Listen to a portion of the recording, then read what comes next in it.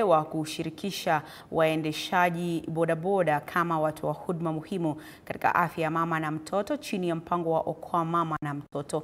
Gavana Mutua Kilonzo Junior akiandamana na Profesa Ann Kihara ambaye ni mkurugenzi mkuu wa shirika la akina mama wanaojihusisha na maendeleo, wakiongoza uzinduzi huu katika hospitali ya mama na mtoto mjini Wote. Wamesema kuwa akina mama wajawazito vijijini mara nyingi hutegemea bodaboda kama njia rahisi na nafuu ya usafiri wakati wa dharura. Hivyo kuwapa mafunzo kutasaidia kuhakikisha huduma za afya zinapatikana kwa wakati. Mpango huu unalenga kupunguza vifo vya akina mama vinavyotokana na ujauzito kwa 30% ndani ya miaka miwili, kuhakikisha 80% ya dharura inashughulikiwa kwa wakati na kuandikisha angalau 40% ya waendeshaji bodaboda katika mtandao rasmi wa dharura za usafiri wa afya. Mimi kama mzazi, kuna wakati nimekuwa mwathiriwa wa hiyo jambo la kungoja kwa muda mrefu, mama strain kidogo kabla afike hospitali. So ilinifikia nikaleta mama kwa hospitali, lakini ikakuwa mtoto amechoka sana. So ukapata chances of yeye kuishi zimekuwa adimu.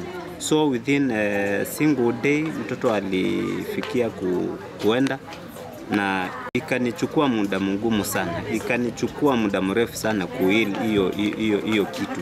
Na once niko katika process ya kukua na mtoto, nakuwa slightly nervous, na nauliza hii jambo kweli linaweza likajirudia. Lakini vile nimepata hiyo mafunzo, nimejaribu kuona zile gaps nilikuwa nimeacha. Wengine wataona zile gaps wanaachaga in between that process of mama kuenda hospitali na kudeliver. Saa hii ndio naona natumia muda wangu vizuri, kwa sababu zamani nilikuwa natumia muda wangu wa kuombea watu viti, hii mambo ya siasa, na community haikuwa imeshikiliana wakati huo. Lakini huu muda wangu naona natumia vizuri, kwa sababu wakati ninaeleza mambo ya kuungana bibi na bwana, wawe ni wazazi ambao wameanza wakati mtoto wako kwa tumbo ya mama yake mpaka azaliwe. Pia imesaidia kwa community kukuwa na amani, na kwa familia kuwa na amani na kushirikiana kwa kila kitu, kutoka kuzaliwa, kutoka mtoto akiwa kwa tumbo, kuzaliwa na pia kulea.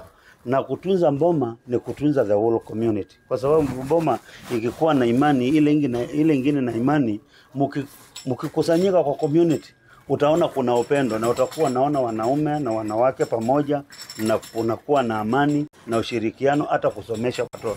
I expect that because you have met with the leaders and the training you have had, the Professor Kihara has already talked on bigger issues, but the bigger picture.